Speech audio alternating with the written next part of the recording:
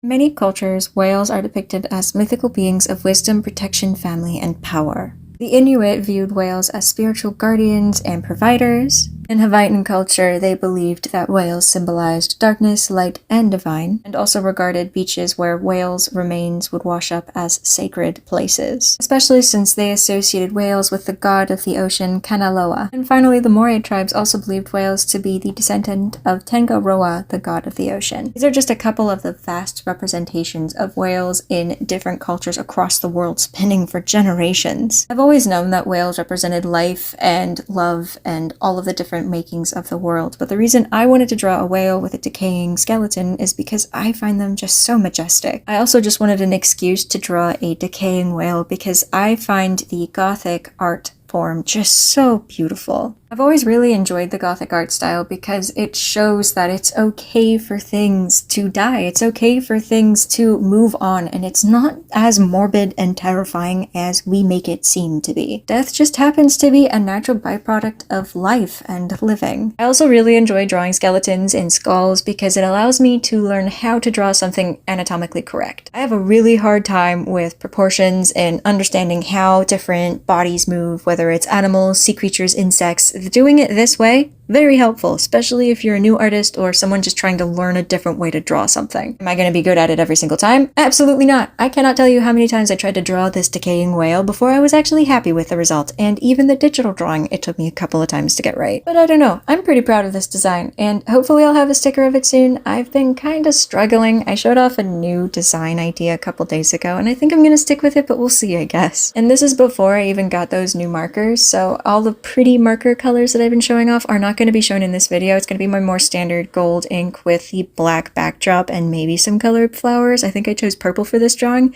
and it looks really good, don't get me wrong, but it's not going to have those fun markers yet. I hopefully will be posting more of those videos soon. And if you guys want me to talk more about myths in my drawing videos, definitely let me know, because it was really fun to look into the whales and all of their myths. There were a couple other ones that were pretty standard Christian and Hebrew, where they were talking about whales being evil and leviathans and chaos creatures, which I get where they're coming from, especially with some of the more chaotic myths that we see in Greek mythology and in Christianity. But personally, I more enjoy the Inuit tribe and the Hawaiian along with the Maori, because I think those ones are just so beautiful and a better representation of whales, in my personal opinion. Yes, these creatures can be absolutely terrifying, especially if you're on a tiny boat in the middle of the ocean, but they're just so cute. They remind me of like big puppies. I don't know if that's an accurate representation of whales, but that's just me, I guess. They also remind me of elephants, which is probably another reason why I like drawing them, because I am absolutely enchanted by them. I've never drawn one. I'm too afraid to mess it up, and that's why I've never drawn an elephant. But I don't know. What do you guys think about the decaying whale aspect? Again, I really love it because of the Gothic tie-back to a lot of that type of art style, and I also just enjoy the black and the gold.